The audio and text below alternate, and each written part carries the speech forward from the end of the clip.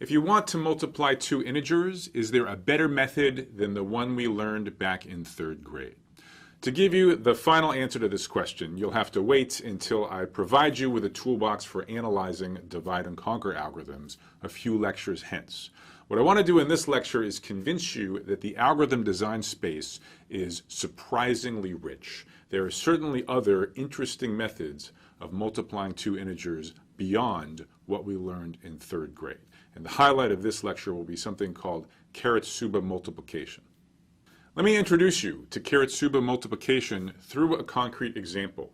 I'm going to take the same pair of integers we studied last lecture, 1, 2, 3, 4, 5, 6, 7, 8. I'm going to execute a sequence of steps resulting in their product. But that sequence of steps is going to look very different than the one we undertook during the grade school algorithm.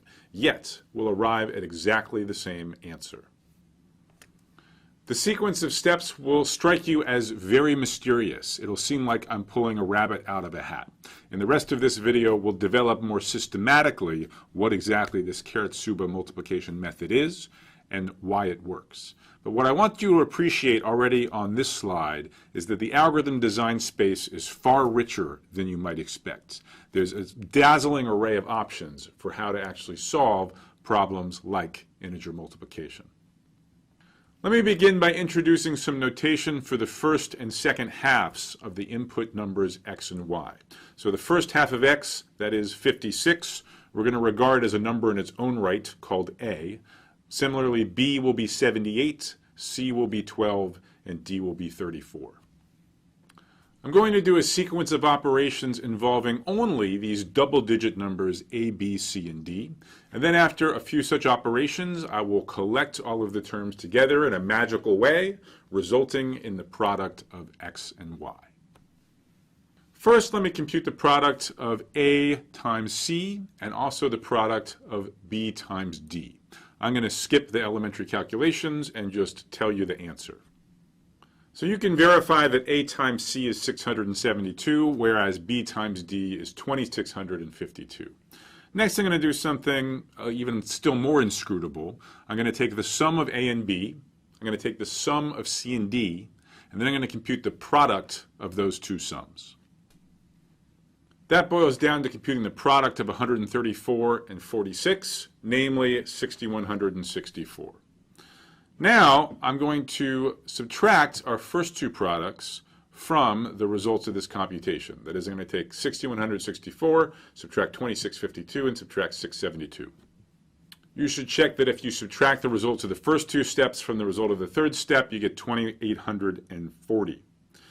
Now, I claim that I can take the results of steps 1, 2, and 4 and combine them in a super simple way to produce the product of x and y. Here's how I do it. I start with the first product, AC, and I pad it with 4 zeros. I take the result of the second step and I don't pad it with any zeros at all. And I take the result of the fourth step and I pad it with 2 zeros. If we add up these three quantities from right to left, we get 2, 5, 6, 6, 0, 0, 7. If you go back to the previous lecture, you'll note that this is exactly the same output as the grade school algorithm.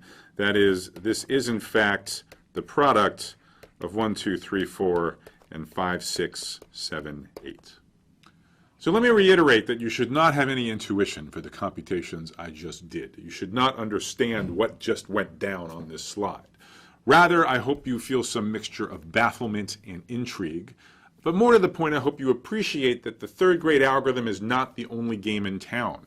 There's fundamentally different algorithms for multiplying integers than what you learned as a kid. Once you realize that, once you realize how rich the space of algorithms is, you have to wonder, can we do better than that third grade algorithm? In fact, does this algorithm already do better than the third grade algorithm? Before I explain full-blown Karatsuba multiplication, let me begin by explaining a simpler, more straightforward recursive approach to integer multiplication. Now, I am assuming you have a bit of programming background, in particular that you know what recursive algorithms are. That is, algorithms which invoke themselves as a subroutine with a smaller input. So how might you approach the integer multiplication problem recursively? Well, the input are two digits, two numbers, each has n digits. So to call the algorithm recursively, we need to form inputs that have smaller size, less digits. Well, we already were doing that in the computations on the previous slide. For example, the number 5678, we treated the first half of the digits 56 as a number in its own right, and similarly 78.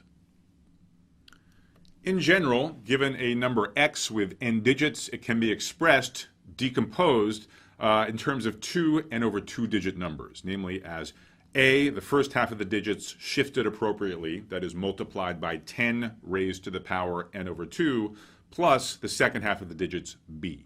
In our example, we had a equal to 56, 78 was b, n was 4, so 10 to the n over 2 was 100, and then c and d were 12 and 34. What I want to do next is illuminate the relevant recursive calls. To do that, let's look at the product x times y, express it in terms of these smaller numbers a, b, c, and d, and do an elementary computation. Multiplying the expanded versions of x and y, we get an expression with three terms. One shifted by 10 raised to the power n, and the coefficient there is a times c. We have a term that's shifted by 10 to the n over 2, and that has a coefficient of AD and also plus BC. And bringing up the rear, we have the term B times D. We're going to be referring to this expression a number of times, so let me both circle it and just give it a shorthand. We're going to call this expression star.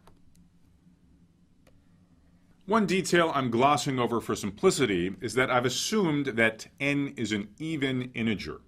Now, if n is an odd integer, you can apply this exact same recursive approach to integer multiplication in the straightforward way. So if n was 9, then you would decompose one of these input numbers into, say, the first 5 digits and the latter 4 digits, and you would proceed in exactly the same way.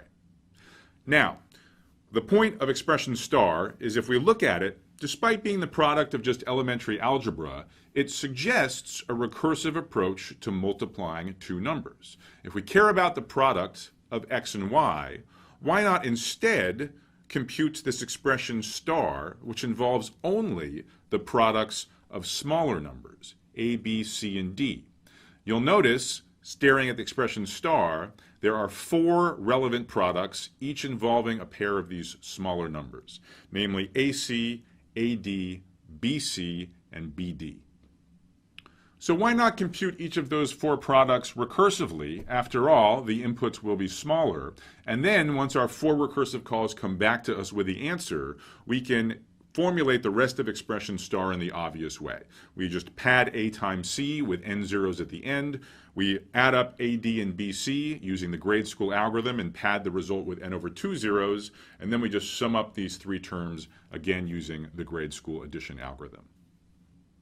So the one detail missing that I've glossed over, required to turn this idea into a bona fide recursive algorithm, would be to specify a base case. As I hope you all know, recursive algorithms need a base case. If the input is sufficiently small, then you just immediately compute the answer rather than recursing further. Of course, recursive algorithms need a base case so they don't keep calling themselves till the rest of time. So for integer multiplication, what's the base case? Well, if you're given 2 numbers that have just 1 digit each, then you just multiply them in one basic operation and return the result. So what I hope is clear at the moment is that there is indeed a recursive approach to solving the integer multiplication algorithm, resulting in an algorithm which looks quite different than the one you learned in 3rd grade, but which nevertheless you could code up quite easily in your favorite programming language. Now, what you shouldn't have any intuition about is whether or not this is a good idea or a completely crackpot idea. Is this algorithm faster or slower than the grade school algorithm? You'll just have to wait to find out the answer to that question. Let's now refine this recursive algorithm, resulting in the full-blown Karatsuba multiplication algorithm. To explain the optimization behind Karatsuba multiplication, let's recall the expression we were calling star on the previous slide. So this just expressed the product of x and y in terms of the smaller numbers a, b, c, and d. In the straightforward recursive algorithm, we made 4 recursive calls to compute the 4 products which seemed necessary to compute the expression star. But if you think about it, there's really only 3 quantities in star that we care about, the 3 relevant coefficients. We care about the numbers AD and BC not per se, but only in as much as we care about their sum, AD plus BC. So this motivates the question, if there's only 3 quantities that we care about, can we get away with only 3 rather than 4 recursive calls? It turns out that we can, and here's how we do it. The first coefficient AC and the third coefficient BD we compute exactly as before, recursively. Next, rather than recursively computing AD or BC, we're going to recursively compute the product of A plus B and C plus D. If we expand this out, this is the same thing as computing AC plus AD plus BC plus BD. Now here is the key observation in Karatsuba multiplication, and it's really a trick that goes back to the early 19th century mathematician Gauss. Let's look at the quantity we computed in step 3 and subtract from it the 2 quantities that we already computed in steps 1 and 2. Subtracting out the result of step 1 cancels the AC term. Subtracting out the result of step 2 cancels out the BD term, leaving us with exactly what we wanted all along, the middle coefficient AD plus BC. And now, in the same way that on the previous slide we had a straightforward recursive algorithm making 4 recursive calls and then combining them in the obvious way, here we have a straightforward recursive algorithm that makes only 3 recursive calls, and on top of the recursive calls does just grade school addition and subtraction.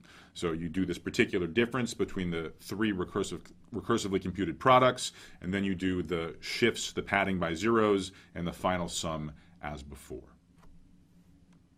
So that's pretty cool, and this kind of showcases the ingenuity which bears fruit even in the simplest imaginable computational problems. Now, you should still be asking the question, is this crazy algorithm, is it really faster than the grade school algorithm that we learned in 3rd grade? Totally not obvious. We will answer that question a few lectures hence, and we'll answer it as a special case of an entire toolbox I'll provide you with to analyze the running time of so-called divide and conquer algorithms like Karatsuba multiplication.